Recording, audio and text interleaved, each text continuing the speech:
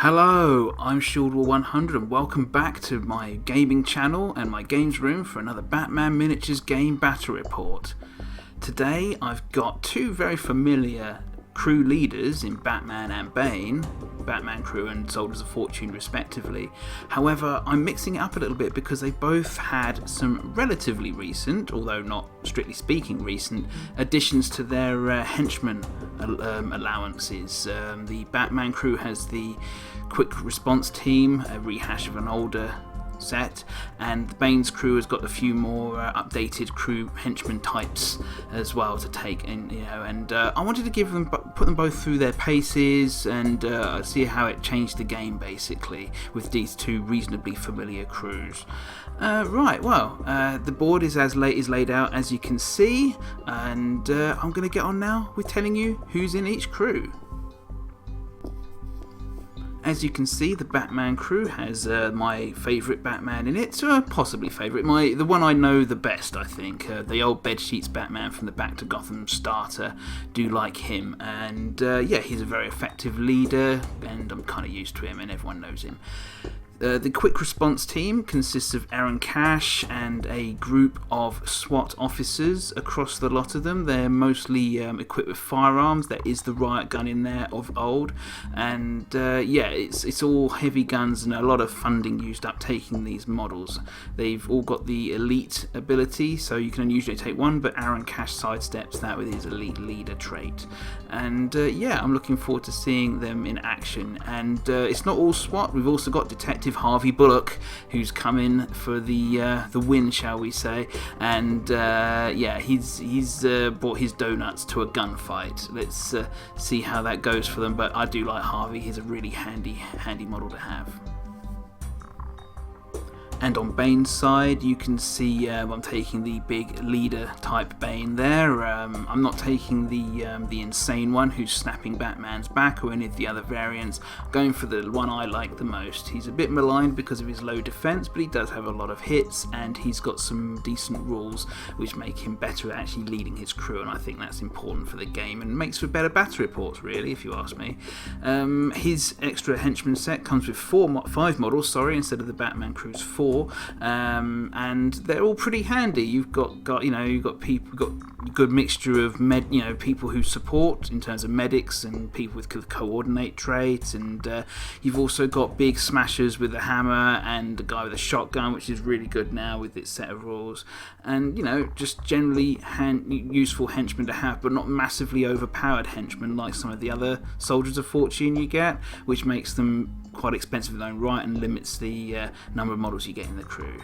And of course, there's always a few points left over for an older model, so I've gone with Stealth Op. He's pretty cool, and this crew is littered with upgraded war gear as well. So there's a bunch of venom doses. Stealth Op's got a grapple gun. There's a backpack here and there. There's all sorts of things going on, as we'll get into when they come into use in the game. Deployment and all the other games pre-game sequence is completed now, as you can probably tell.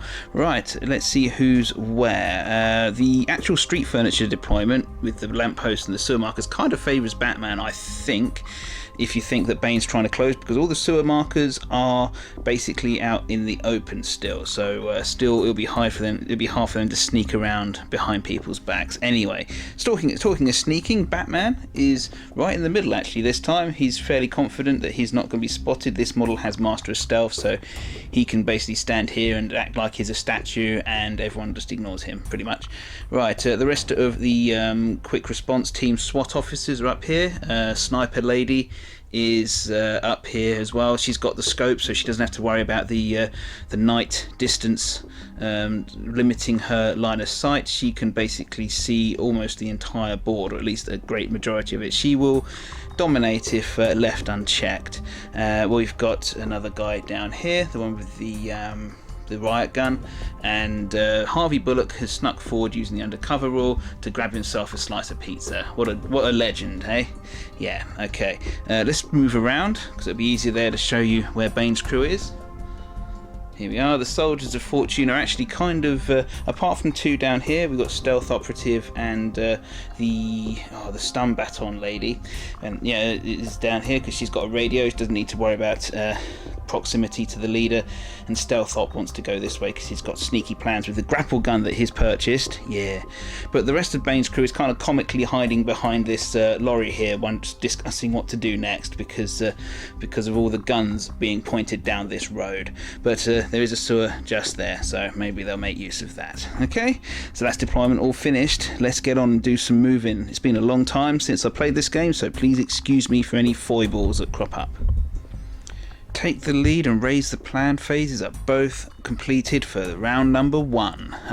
Takes me right back this. Okay, it's in Bane won the initiative in the take the lead phase. There was one card played and raised the plan though, unveiling the truth for the Batman crew, and Harvey Bullock has been given the dubious honour of unveiling the truth today for the goodies, shall we say.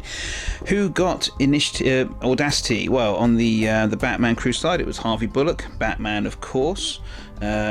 What's his name? Aaron Cash, of course, and the QRT with the carbine standing atop the car, all dashing like, you know.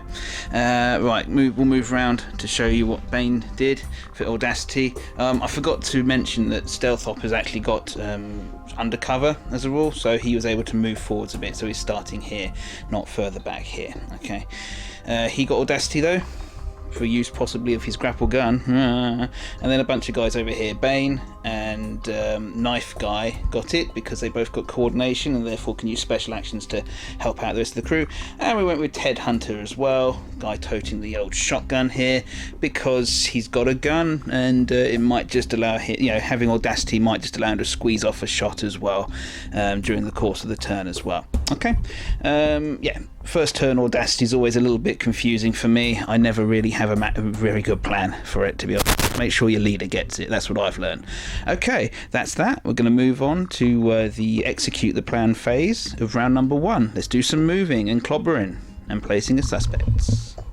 The Soldiers of Fortune started the festivities and we went with McGregor. That's Knife Guy that I was referring to earlier. I will eventually learn their names, but maybe not in the space of this battle report because I'm rubbish and there's lots of models in this game.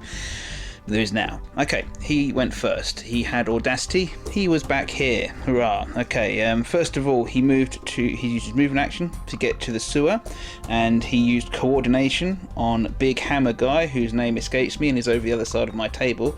He used coordination on him to give him a free action, so he moved this guy up to the sewer marker. Okay, right, so he then used his freebie inspiration-based manipulate action, that's it, to go to manipulate the sewer and move through here. Whoa, we're getting there. He used his own tactical action then to pop down a suspect marker, which he turned into with a invasion. No, he then played invasion, sorry, for 2 points. If the countdown, if the countdown goes down to 0 from 2, roll to 2, and it's within 4 inches of this big old burger shack with Harvey Bullock as well. So there you go. So yeah, that's why it qualifies. He then used a resource to play Ground War as a resource there, considering it an advantage position until the end of the round, and so he gets cover from it, and so do any other Baneites that arrive nearby. Okay, and that concludes his activation. So already got a card out for scoring. Is more to try and draw out the Batman crew into the centre of the board so they can't start shooting at me and stuff from long distance. But they've only got 2 activations to get there, so will it work? Okay, well, let's find out. Well, bring out some of the Batman crew it did, because Harvey Bullock stepped out of the shade of the pizza shack and, well, pizza, tacos and burgers shack to use his detective skill and evidence tampering to swap the Soldiers of Fortune suspect marker for a Common or Garden Batman objective suspect marker. Okay, and in doing so that enabled him to score immediately, unveiling the truth. with his with relative ease for 2 points, and he also played Comb Through Everything in his own phase for 2 more victory points. So yeah, a 4-point lead already for the Batman crew. Yep, I remember something about this game and how easy it is for the Batman crew to score cards, but we'll see if that translates into victory later on after some attrition, shall we say, has been happening. Right, okay, back on with the activations for the Soldiers of Fortune. We went with Ted Hunter next. Not Todd Hunter of Red Dwarf fame. Now there's a reach, if anyone remembers that. But no, Ted Hunter, this guy, shotgun-toting mercenary. Okay, he ran around the corner. He had audacity and he was inspired by Bane, so he got quite a lot. First of all, he popped down a suspect marker there, which again qualified to place invasion. Rolled a 1 this time though, so the Batman crew has got 1 activation to get rid of that, or that would be 2 points for the Soldiers of Fortune. From there, he opened fire on Harvey Bullock with his shotgun. Shotguns are much more powerful now that they've got the assault rule, and also in the hands of someone like Ted Hunter against a model that's already activated like Harvey Bullock, it was brutal. Both dice coming through, therefore 4 points of blood, 2 points of stun on Detective Bullock.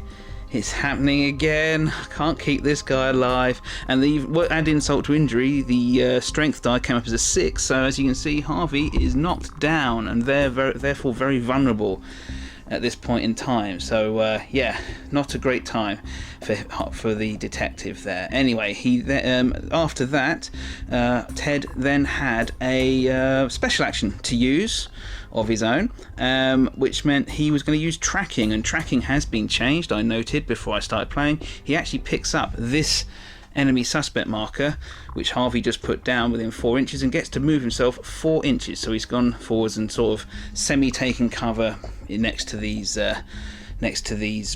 what's it called? Pipes. That's what I'm thinking for. Okay, there we are, and that's his activation done. Right, ball's back in the court of the Batman crew.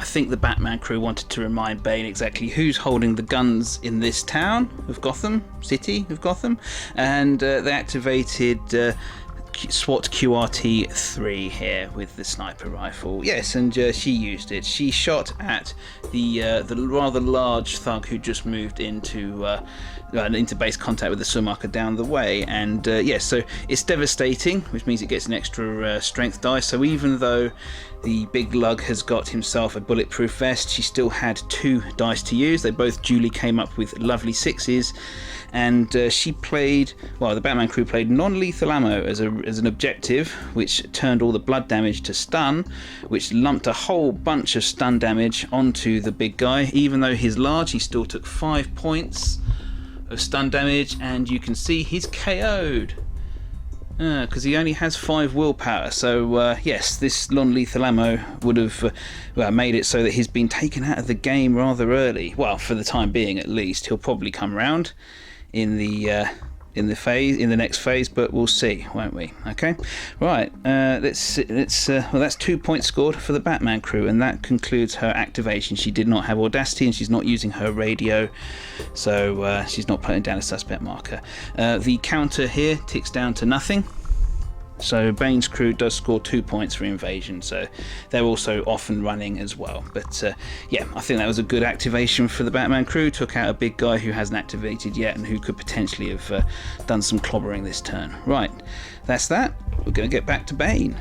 I've got a feeling I'll be able to stay over this side of the board for the duration after a little while today, because the Bane crew are making rapid moves to get towards the centre and Batman crew's deployment zone, and well, Stealthop is definitely continuing that trend. He used his grapple gun and his already quite prodigious movement to zip all the way from the corner of that building down there up to here. That was his special activation as well as his movement. He then popped down a suspect marker with his manipulate action. Don't forget he did have audacity. But that concluded his turn. No cards played, but he does. What's the word? He is out here on a limb, and that is, for nothing else, is a statement of intent, and not something a sniper really wants to see. A ninja with a big old sword zipping up next to you on a grappling line whilst you're busy shooting at thugs out in the street. Anyway, that's that done, and we're going to go back to Batman's crew. Maybe Batman will intervene, maybe not. QRT Cop 1 activated next. He didn't have Audacity, but he did have a radio purchased from the little bit of funding left over from the Cruise Equipment Fund. And so he moved forward from back here and popped down a suspect marker with the radio. And that is him done and done. Both sides beginning to get a little bit cagey, shall we say, because the drama of the activations has decreased a little bit. Lieutenant Op activated next. She had a radio but isn't inspired. Well, actually, no, it means she is inspired but doesn't have Audacity, sorry. She moved around the corner, popped down a suspect marker. I'm a bit of an idiot. I could have, if I'd used her before Stealth Op, she could have given, with Follow Me, she could have given him 4 inches of extra movement, which you never know, may have actually got him into combat with the sniper. But that's on me. Sorry, bad move on my part, but well, slightly missed opportunity, shall we say. But nonetheless, let's see how it plays out and continue the game. Aaron Cash activated next, and he's got better since his last incarnation. He moved up from here. He had Audacity. He's a psychic, so he can't be inspired. He then used coordination to order the carbine QRT to open fire on McGregor, who duly took 4 points of blood damage despite having a bulletproof vest. Those carbines have a lot of shots, and all else being equal, him well being in line of sight due to the fact that the lamppost was there, he took 4 hits, and that was ouch, ouch, ouch, ouch, ouch.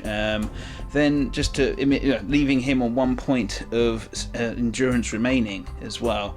So endeavouring to deliver the coup de grace, Aaron Cash used his shotgun on the guy. However, the bulletproof vest took the strength die off, meaning it needed a 4 or more to do the business, and unfortunately for Aaron Cash, he rolled a 3, so it was not sufficient to hit and finish off the mercenary there. But Batman was looking on, and he narrowed his eyes slightly at the intent of the SWAT team. But I guess when we can't all be Batman, and when you're called in to fight soldiers of fortune led by a psychotic luchador genius mastermind type, you have to use your firearms.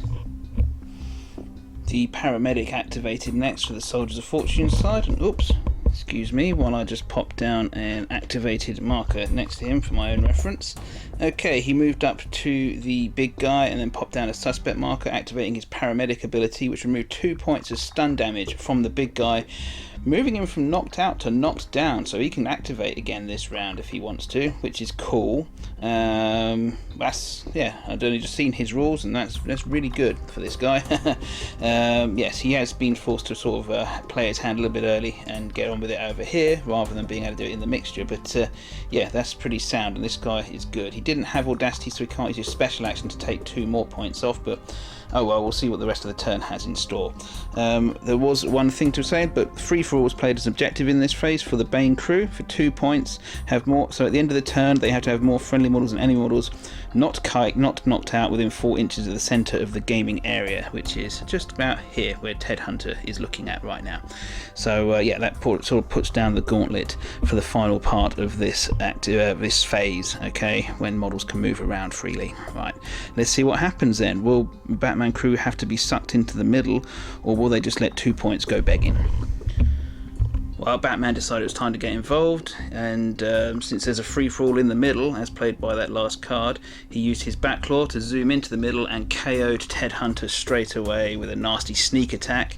I think he got 3 hits through as well at the end of the day, so it wasn't that good.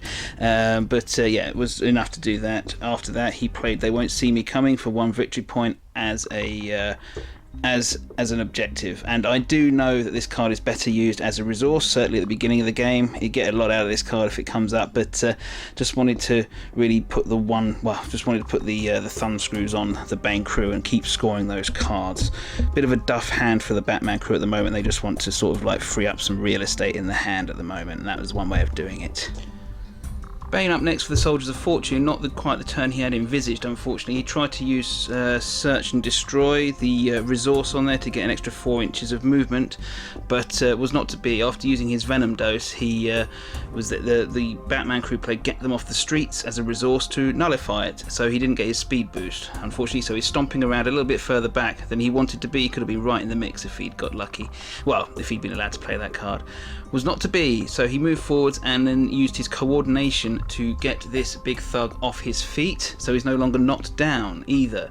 Right, what did he do next? Oh yeah, he then distributed a venom dose to that thug as well, so both of them are now juiced and stomping around.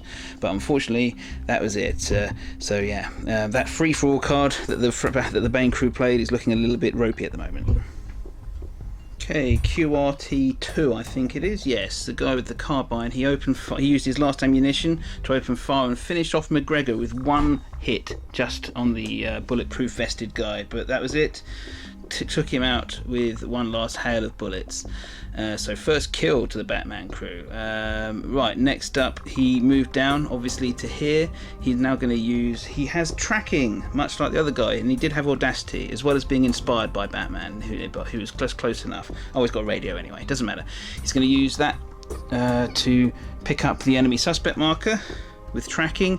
He's going to then move here, which is ominous, obviously. So move into base contact with Ted Hunter, who is knocked out. Now he does have handcuffs, but he can't use them because he's just used tracking, but nonetheless that is there for next turn if necessary, if Todd Hunter doesn't come around. So there you go, pretty nasty activation altogether. And to round off the round's activations, what's this guy? The big guy. His name is Smash. Oh, why not? Yes, of course. He activated last. He was standing up next to the sewer marker. He moved through it with his inspiration-based point of manipulate action, shall we say?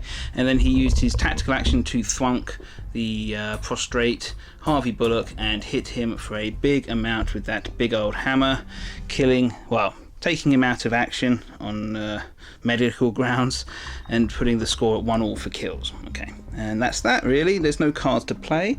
We're going to go to the recount phase now, and we'll tot up what's happening.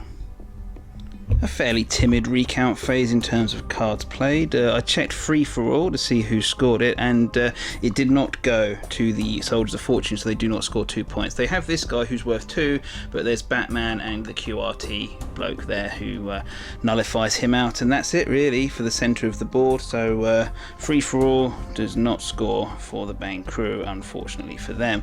They did, however, play Ground War from their hand for 3 lovely points. Plays now, scores now. They have at least 2 friendly models within 4 inches of the same scenery element that's within 8 inches inside the enemy's deployment zone.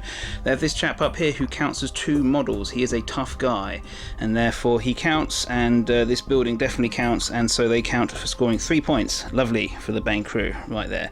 Nothing played by the Batman crew. They did not have anything bubbling away in the background for this particular phase. So we're going to move to the second round now, and it's obvious that things are really mixed up now, and the 2 leaders are facing down off each other, but there's this guy sneaking up on the sniper here. There's lots of things that could cause someone to take priority and fudge with the turn sequence. Let's see what happens. As a very quick addendum to addendum to the last take, I forgot to say Ted Hunter actually managed to pass his toughness test, and he is back up and running again. He is no longer KO'd, he's just knocked down, so little tiny bit extra work there for the Batman crew to do before they can arrest him, for example. Okay, round 2's Take the Lead and Raise the Plan stages are both finished with, okay? The Batman crew won the initiative in the Take the Lead phase, and in the Raise the Plan phase they played Unveiling the Truth once again. This time they played it on Batman because Harvey Bullock's no longer available for various reasons. Who got Audacity? It was for the Batman crew. We're going with Aaron Cash himself, the 2 QRT members who are down on the ground floor here, and of course Batman himself. For Bane's crew, Bane himself, the paramedic chap, Smash there, and also the stealth operative up there. Okay, now then it's time to get back into the choppity chop. QRT2 activated first for the Batman crew. He had things to do. First of all, he clubbed the Ted Hunter unconscious and then arrested him with his purchased handcuffs. So off comes Ted Hunter. The arrest allowed him to play Get Them Off the Streets for a cool 3 lovely points, okay? And he then moved over here and popped himself down a suspect marker because you never know when they're going to come in handy. And that's that, okay? Moving on now to the Bane crew. Stealth Operative activated next, and he took his venom dose on his way in to attacking the quick response team SWAT 3 member with the sniper rifle. She put in maximum effort to help herself. He maximised his effort. Don't forget, venom dose gives him 2 free efforts as well, so he was able to match it easily. And even with all of that, she still took 3 hits on a 2 blood weapon, which was enough to kill her, unfortunately, so she has been taken out of the action as well. So the game already proving quite brutal for both sides this early into turn number 2. As a card, played as an objective, he played Cyber Attack, which will manifest for 2 points after a timer ticks down, and the 2 suspect markers affected on the Batman side of this one over here and this one over here. Pretty much there are only 2 on the board at this present time anyway. Okay, and that concludes Stealth Operative's activation. Back to the Batman crew. Okay, the quick response team guy with the riot gun activated next, getting through the basic guys first, but it's mainly driven by what objective cards can be scored. So he was back here. He did have Audacity. He first of all used his tactical activation to open fire on the big guy Smash, and only one of the dice came up trumps, causing 2 points of stun damage on the big guy, but not enough to take him out, knock him out again, unfortunately.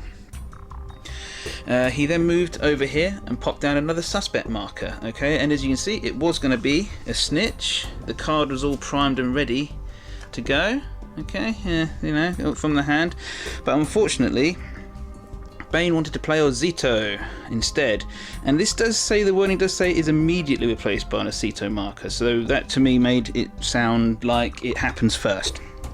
And so the fact is, this snitch is actually turned out he's just passing on a cuddly little teddy bear of no significance whatsoever, and unfortunately that's Bane's teddy bear. And right, so, and also I figured it was better drama, so we're going with the Ozito marker. Of course, if anyone wants to tell me I got this in the wrong order, feel free, but maybe the snitch takes precedence or something, but it's not 100% clear, and the Bane card does say immediately, so we'll go with that, okay? Right, that's his overall disappointing turn. Okay, time to move back to the Soldiers of Fortune.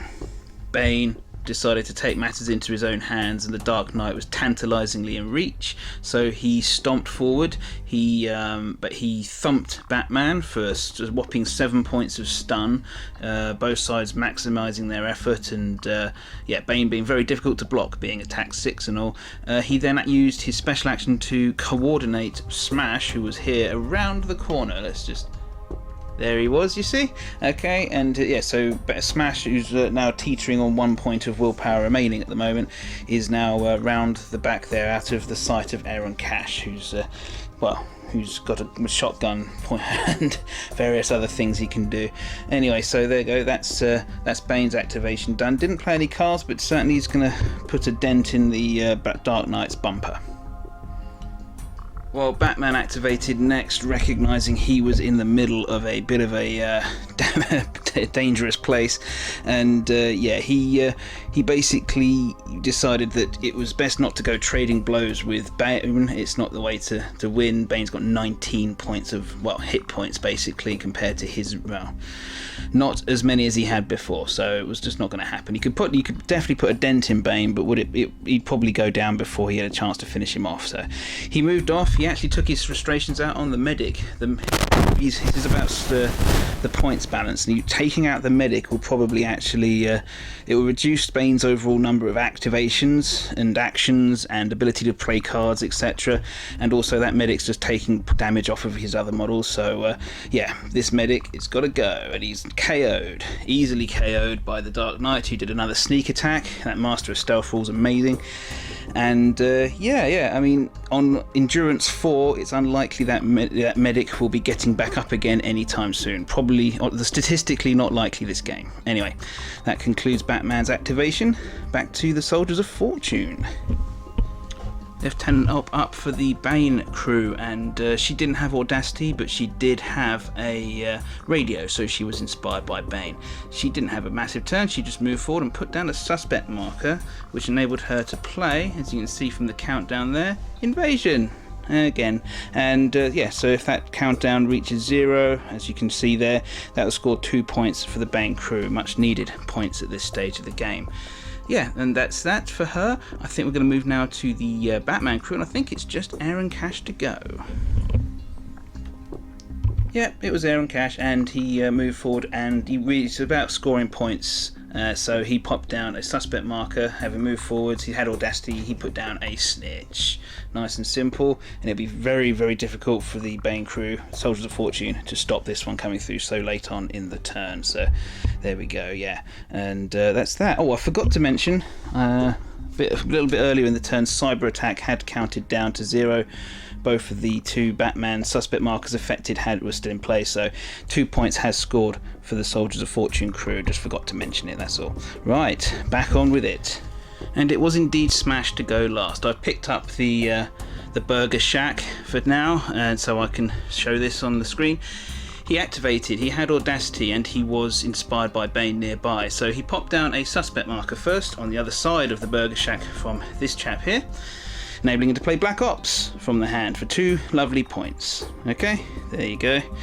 2 instantaneous points. He then moved into combat using his grudge match ability with the quick response team member and hit him for a bunch of damage, as you can see there. Not enough to kill him or knock him out, but certainly enough to give him pause for thought and give him a chance to reflect on his life. Okay, and that concludes all the activations for round number 2. Okay, going to go to the recount phase now. And as we go into the recount phase, or come out of the recount phase, unfortunately the medic has not come around from his his comatose state. He'd rather remain unconscious with Batman nearby, and who can blame him? In terms of who scored what cards, only 1 card scored in the end phase, and that was the Snitch, as we thought, for 3 points for the Batman crew, and this one will now be replaced by a standard suspect marker for the Batman crew. Here we go, and that's that. Right, yeah, that's it. Just going to get into round number 3, both sides taking lumps out of each other, as is the norm. And yeah, let's find out how this game progresses right now. And we're into round 3 with the Raise the Plan and Take the Lead phases both done. The Bane crew actually won the initiative this time, which is pretty good for them, very good for them, and they even played Domination. It finally came into their hand in this phase. It will score at the end of the turn, of course, if depending upon who's got more pieces around the Domination mark, which is that one with the broken red flag on it. Okay, and they had to play it next to an enemy model. They chose Aaron Cash since of his rather unfortunate position in the middle of the board. Right, no cards played for the Batman crew this time, and yeah. Oh, I forgot to do Audacity. It's actually quite straightforward, I think. Let's see, we'll give 1 to Bane, 1 to Stealth Operative up here. Let me see who else. Well, there's only 4 models on this side. Okay, 1 there, and Smash around the corner, which I'll do in a moment. For the Batman crew, there's only 4 models on their side as well, so they're all going to get 1 too. But for posterity, Aaron Cash, quick response dude here, quick response dude around the corner, and Batman will get 1 as well. Okay, there we go. Okay, now we're going to get on. Bane wasn't messing about this turn. He had the initiative and he was determined to use it himself. So he stomped back over to Batman. He played Search and Destroy as a resource to give himself an additional 4 inches movement as he used his Venom Dose. Don't forget, he has many in this game, so if I Will Break You, he took the extra bunch of juices for himself. And yeah, so he stomped forward and laid into Batman and KO'd the Caped Crusader well and good proper. So yeah, that's That's a bit definitive there. He also played Global Offensive from the hand as an objective. For later in the turn, they have to have more veterans in play than there are enemy suspects, okay? And with a bunch of tough guys on the Bane crew side, that's looking easier than it was to score before. Right, that's it for his activation, apart from he used coordination on the Lieutenant Op there to move her forward into base contact with Aaron Cash and the domination marker. So there you go. He's a much more rounded leader now of this Bane than he used to be, but he can still stomp heads when he needs to. Keeping an eye on the scoreboards, the Aaron Cash activated. He moved from here. He's kind of forsaken the domination marker, but he's moved into contact with this, which he's going to pick up. He's going to reveal this suspect marker for the, from the Soldiers of Fortune, which not only cancels out the pending invasion, which was almost down to nothing, but also allows him to play Comb Through Anything for the Batman crew for 2 points. So a bit of a 4-point swing there, which is excellent really when your leader's just had his teeth kicked in by a gigantic luchador. Anyway, that's his activation now. We're going to go back to the Soldiers of Fortune. Went with Smash next for various reasons, including he really wanted to, and he was over here, he had Audacity, and he smeared that cop over there with his grudge matching massive hammer, and then he meant he got the Osito marker, and then he moved over here just so I could actually see him, if nothing else. And that ended his activation. He was too far away and didn't have a radio, so he could not what's the word? He could not be inspired to put down a suspect marker or anything like that. That's his turn done. This QRT guy was next, and he moved back. Being blessed with both a radio and also Audacity, he can pick up this Batman suspect marker with one of his tactical actions and pop down another with his other, and of course it is another snitch. So yeah, that'll be another 3 points at the end of the turn. Almost certainly, yes. Gotta make the most. Yeah, that's the thing with the Batman crew. As always, you can make the most of having just a few activations. And I've finished off the Soldiers of Fortune's activations because there was nothing that the Batman crew has left in the tank to do anything about it, because they have no models left. So first of all, we move Stealth Operative down here, and with his grapple gun, for reasons best known to me. Finally, the Lieutenant Op went. She first of all manipulated, using her radio, the domination marker over to him, so it's going to score. She gave him +4 inches movement next turn with her Follow Me trait, and then she moved into combat with Aaron Cash, dealing a mighty 5 points of stun to him after efforts were all done and dice rolled. So yeah, she imbibed her venom dose. So yes, there's just loads of drugs on this board. Yeah. And that's that for her activation. No cards actually played, but we'll see what happens in the recount phase, which we're going to in just a moment.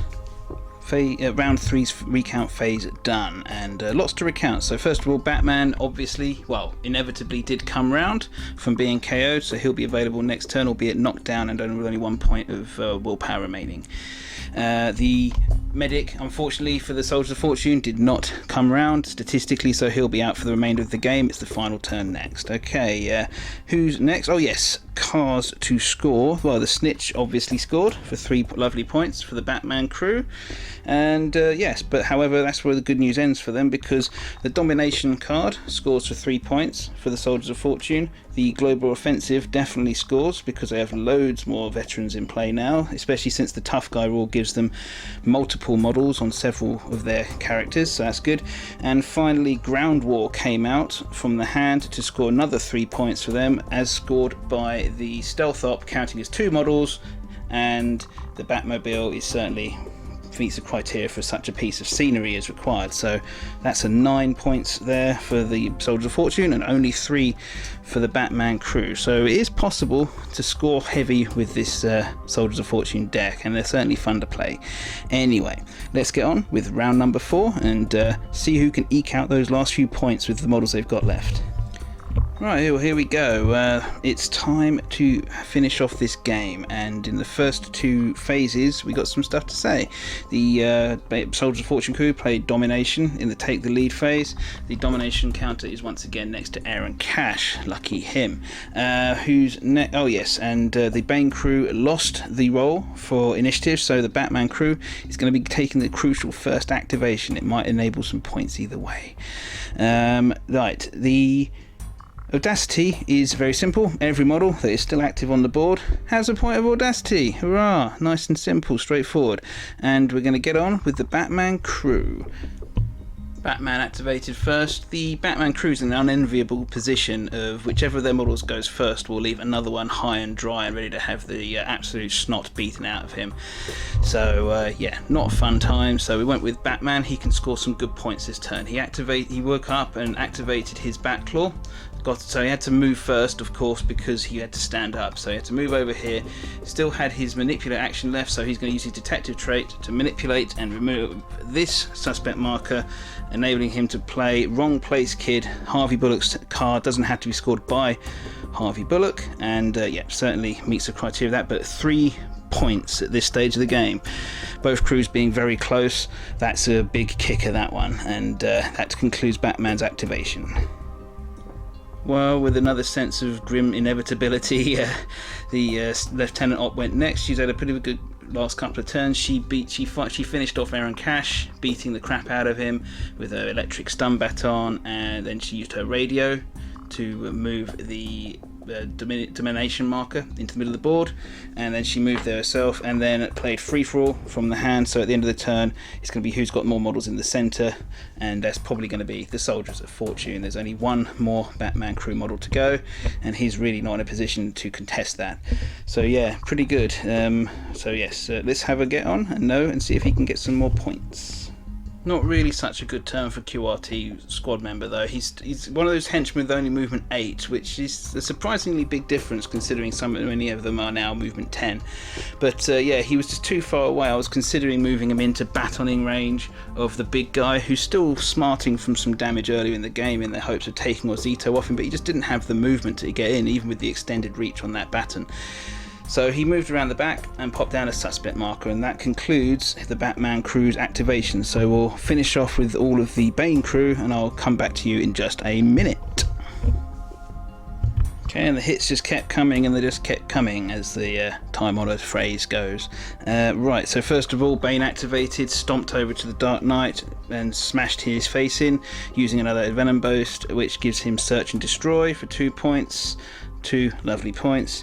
Smash moved around the corner, popped down a suspect marker, which qualified to play Black Ops once again because the QRT is around the corner there. And yep, so another 2 points for the Soldiers of Fortune. Finally, what's his chops? The stealth operative went and just played Global Offensive, which will proc in the final part of the turn. See if that works. We've had that before. And yes, we'll do the recount phase scoring now, because there's really no point doing any others, so doing anything else. So let's see what did score. Well, Global Offensive does score. I've worked it out. There are way more veteran traits on the Soldiers of Fortune side than there are Batman suspect markers. In terms of cards played from the hand, pardon me, none from the Bane crew's hand. There is, however, one from the Batman crew. So Secure the Perimeter finally came out. They've had this in their hand on and off for the entire game for 2 points. I just couldn't get it out. So these 2 suspect markers can be picked up, and they get 2 lovely points. So they do score something for their final efforts there. Okay, but on the in terms of the cards which have been played earlier in the game, unfortunately Batman's Unveiling the Truth does not come out because he never was able to reveal that many suspects. This version of Batman just is a little bit strapped for manipulate actions, unfortunately, compared to some of his chums. Right, so Free for All does score because there's Bane dominates the interior of the board there. Okay, speaking of domination, they scored domination as well. Haha, for 3 points. Nice, easy. There's the domination marker just there. And finally, one of Bane's crew is holding Ozito, so he scores the 3 points there for that as well. So is that sufficient swing to take away Batman's early lead? I guess we'll have to wait and find out in the final count, which is coming up in just a second. Okay, final count. Let's see what happens. Whose deck is this? Oh, it's the Batman crew's one. Right, let's start with them then. So we have 2 points, 4, 6, 7, 10, 13, 15, 18, 21, 23 points. Bit of a mediocre haul, to be perfectly honest, especially given how experienced I am. I should be aiming for a lot higher than that, but we'll come to that in just a second. I've got some thoughts on that, haha. But 23 points, not great. Let's see what the Bane crew can get. 3, 6, 9, 11, 13, 16, 18, 20, 23, 26, 29, 31, 33. A full 10 points higher in the end. That's massive. Okay, well, clear win to the Bane crew, Soldiers of Fortune, whatever you want to call them.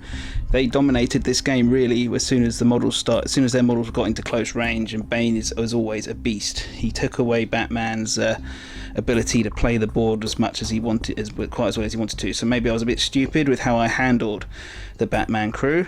Maybe not. I don't know. Got some thoughts. Yeah, both sides could probably have scored a bit more. It was just one of those games where I kept thinking what I could do with this card right now, and it didn't come up because there was lots of situations I was playing where I was thinking, yeah, this card would be good right now. I mean, domination didn't show up for a little while, so yeah, and Bane got 3 copies of that in his deck. He could potentially score that 3 times in the game, but it only came up in his hand twice at the right moment. So, and various other things. Search and Destroy is a really useful card to have, both for its resource and its scoring potential, and it just was not really there from half the time. I really needed it for those speed boosts, and I couldn't. Maybe I'm just spoiled in the past because I've had it multiple times in my hand, so I can get the speed boost with Bane and then hit someone with the Venom Dose and get the points for it anyway. But hey, that's not really everything I wanted to address. These new models for both crews, let's have a think about them. So the Bane crews ones are much simpler. They are just more options, and that is great. And they are good options too. Bane's got a lot of high quality henchmen, which is fine because as far as I'm aware, his sidekicks aren't all that. Bird's fine, but I don't like his model so much. And he's not like a character, if you imagine. He doesn't wear spandex or anything, so how can you take him seriously? But Bane himself is a massively expensive model, so you only get a few henchmen, so more options in that regard is good. None of these are like must takes. I mean, there's stealth op, infiltrate op will always be a cool addition, but these ones are some more mid to low points cost models which you can slot into your crew if you need to, and they've got some good rules for 3rd edition. Some of the more interesting traits that help you get that little bit more out of the rest of your crew. The quick response team SWAT officers, on the other hand, now those are kind of interesting because you need to have air and cash to really take more than one of them in your crew, and they are high funding, so they are going to gobble up your dollars for guns and things like that. They are certainly viable, but there's this thing with the balancing act in terms, it especially becomes apparent in the Batman crew as part of the Batman miniatures game, and that's where you can increase your offensive capacity at the expense of your ability to score your cards. And that's really apparent with this SWAT team because they really increase your crew's offensive capability with the blood damage guns and the bulletproof vests and everything like that. They can take hits more, they can deal out the damage. They're really good at that, but they don't all have arrest. They don't all have those really handy cop abilities, and they're not cheap like the rest of your police officers are. And in the Batman crew, where you're more inclined to take expensive characters like Batman or his sidekicks or free agents, then you might struggle a little bit to fit enough of them in the crew or to have a fully fleshed out crew. So it's good, more options for both crews, and it's good that the Batman crew's now got a little bit of middle ground between the incredibly powerful heroes and the squishy cops, both of whom become really necessary for scoring your cards. But just bear in mind, if you overload on SWAT crew members, you might struggle to score your cards, and I think that was reflected in the final scores today. Okay, of course, doing damage to your opponent means that they're scoring less. It just was not the case with the Soldiers of Fortune crew because they are able to soak it up and give it back. Okay, right, well, that's the conclusion I can draw for this game. A clear win for the Soldiers of Fortune today, but Batman will always be back, as Bane well knows. Right, I hope you enjoyed watching. My name's Shieldwall100. Please leave me any comments for any suggestions, improvements or mistakes I made, or just a nice thank you. It's always lovely to get feedback, Right, but I'll see you next time.